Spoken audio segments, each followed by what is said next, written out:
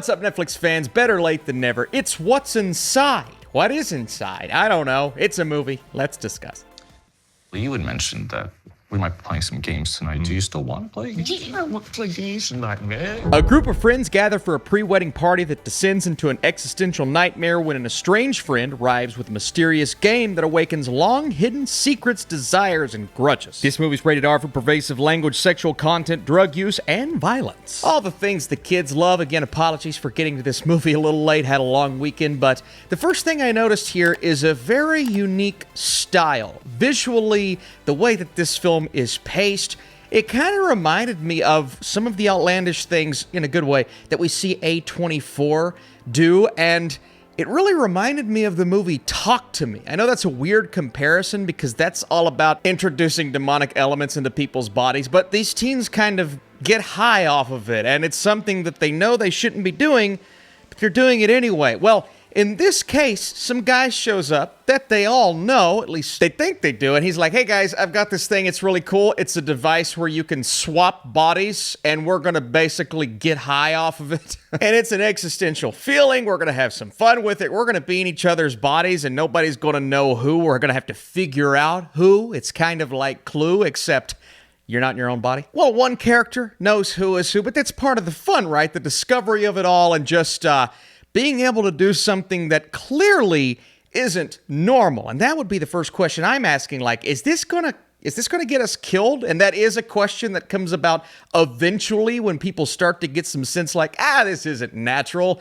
There's a sci-fi twist to it all. But then again, it's a great concept for a movie. It's a body swap movie that causes conflict between the characters and the issues that arise not only because of it, but that come from their past, and this device, bringing a lot of that to light, is a really cool and clever trick. I thought the cleverness of this movie was way more interesting and intriguing than where it actually goes, aka, you look at the ending, and not to skip all the way there, but they are kind of cutting corners and flying through some things that I felt needed a bit more time when we get to the actual resolve of this movie. But this is one of those cases where the journey to that point is almost more important than the ending itself, and the journey provides madness, chaos, well, insanity at points, but it is posing a series of interesting questions, the most important and prominent one being, how well do we know ourselves and the people around us? And that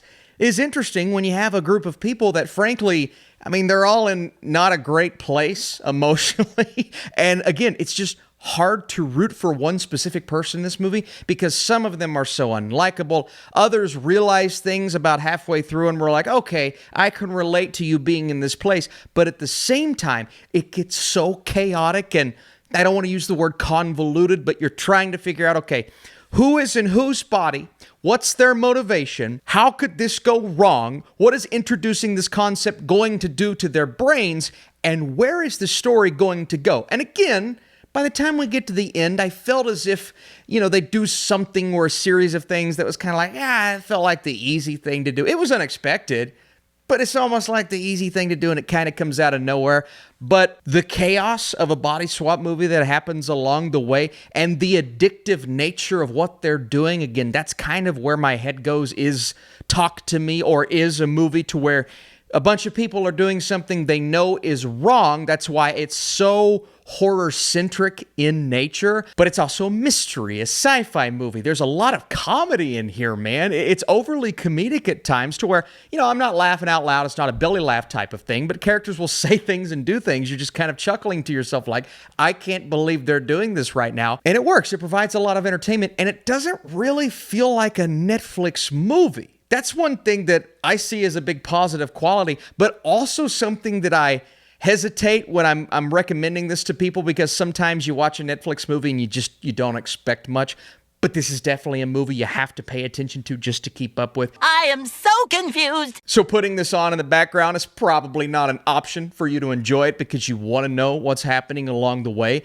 But I really appreciate that. That's why I liken it to like an A24 movie or a Neon movie, because it has that horror twist to it. It's very thrilling. It's mysterious. It's all of those genres in one. But there's a style to it that you just can't explain. And they do something really cool when two characters are talking on screen, and clearly there are other people in their bodies, and so much has happened to this point, you may forget as a viewer, okay, who is actually talking to who here? I think I know who, but then they do this really cool stylistic visual thing to where they show you who, and the red lighting on their face, and you're in this like alternate dimension type world.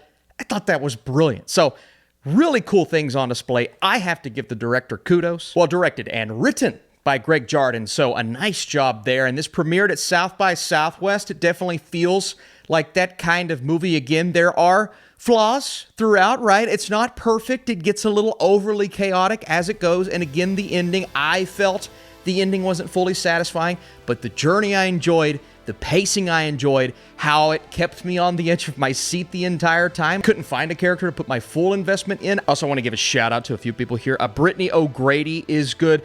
And David Thompson as Forbes. There's something about him in this film. I'm like, I want to see him in a lot of things. There's something about him that's not really likable in this movie, but intriguing. Before I give you my score, did you enjoy this chaotic body swap picture on Netflix? And what would you like me to review next? Should I watch the new Hellboy movie? Drop a like if you think I should. It's What's Inside may be a bit too chaotic for some, and it ends in a way that doesn't fully deliver, but the movie itself is an absolute ride. The thrilling nature of the storytelling and unique premise is a combination that makes this journey one worth taking. Just a story that exudes creativity, and I like that in a Netflix movie. It's a nice thing to see. I enjoyed this. I was kind of riveted by the idea, even if it doesn't fully come together. So I need your thoughts down below. Is there something that I missed? Is there something crazy going on with these characters that I didn't talk about?